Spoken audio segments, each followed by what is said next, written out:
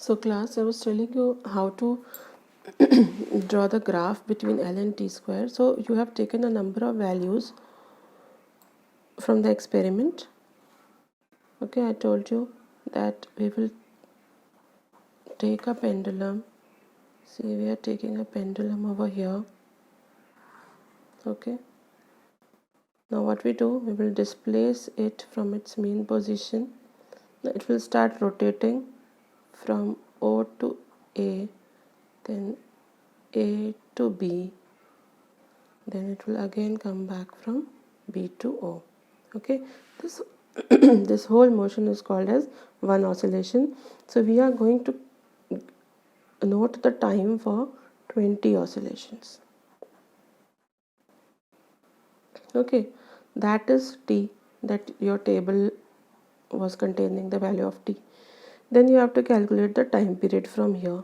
Now because time period is the time taken for one oscillation, and here we are having the time for 20 oscillations. So for one oscillation we need to do this T upon 20. So this will give us the time period. So whatever value we are getting, we will write it on the table, and then again we will change the length of this string.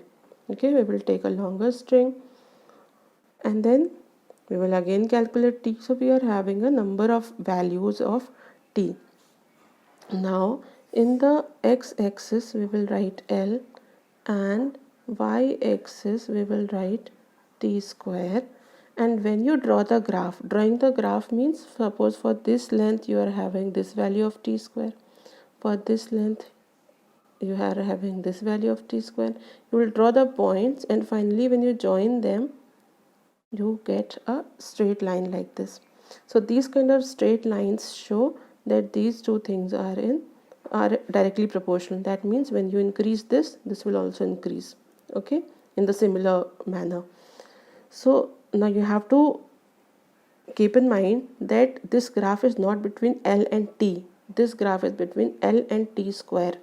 So that means T square is directly proportional to L, or you can say T is directly proportional to root L, right? Now we are talking about the slope. So in order to calculate the slope of this thing, what do? We take 2 points.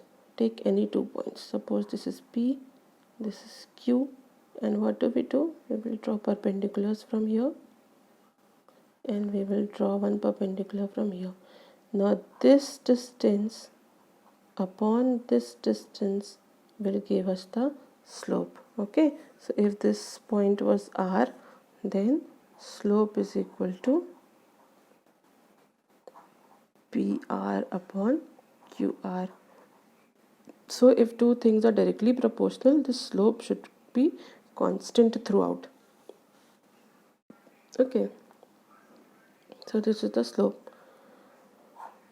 Then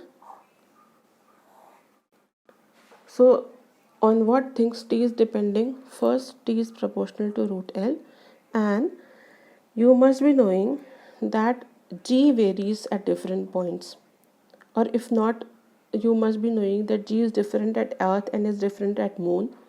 Okay, on Earth also it varies at different places. For example, at mountains it will be different, on this thing plains it will be different, and at equator it can be different. So this in this way.